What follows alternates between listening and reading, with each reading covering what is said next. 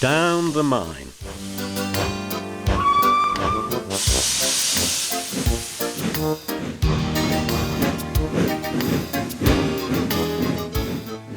One day, Thomas was at the junction when Gordon shuffled in with some trucks. "Poof," remarked Thomas. "What a funny smell. Can you smell a smell?" "I can't smell a smell," said Annie and Clarabel. "A funny, musty sort of smell," said Thomas.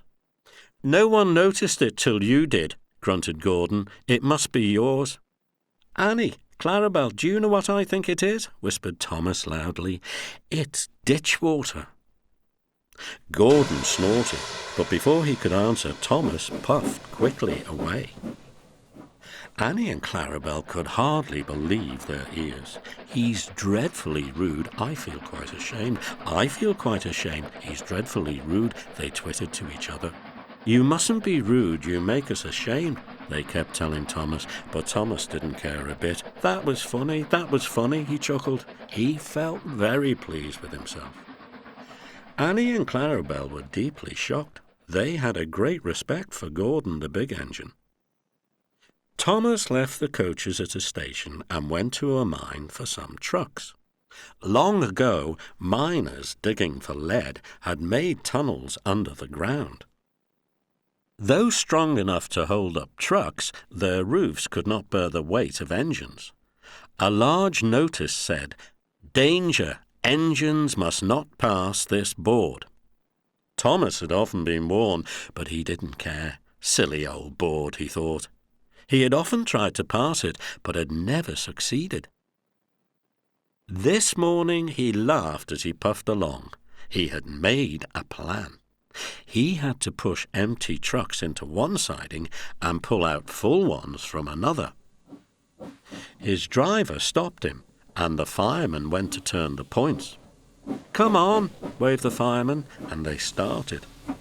The driver leaned out of the cab to see where they were going. "Now," said Thomas to himself, and bumping the trucks fiercely, he jerked his driver off the footplate. "Hooray!" laughed Thomas, and he followed the trucks into the siding. "Stupid old board," said Thomas as he passed it. There's no danger. His driver, unhurt, jumped up. "Look out!" he shouted. The fireman clambered into the cab. Thomas squealed crossly as his brakes were applied. "It's quite safe," he hissed. "Come back," yelled the driver. But before they could move, there was a rumbling and the rails quivered. The fireman jumped clear. As he did so, the ballast slipped away and the rails sagged and broke. "Fire and smoke," said Thomas. "I'm sunk." And he was.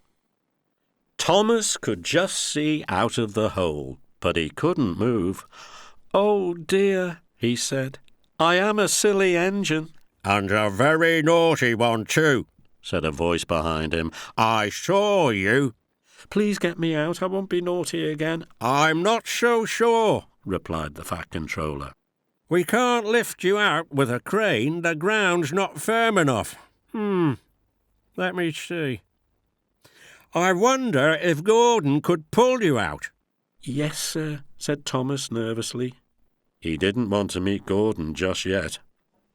"Down a mine, is he? Ho, ho, ho," laughed Gordon. "What a joke! What a joke!" he chortled, puffing to the rescue. "Poop, poop, little Thomas," he whistled. "We'll have you out in a couple of puffs." Strong cables were fastened between the two engines. "Poop, poop, poop." "Are you ready?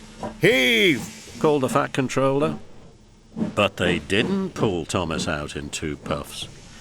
Gordon was panting hard and nearly purple before he had dragged Thomas out of the hole and safely past the board.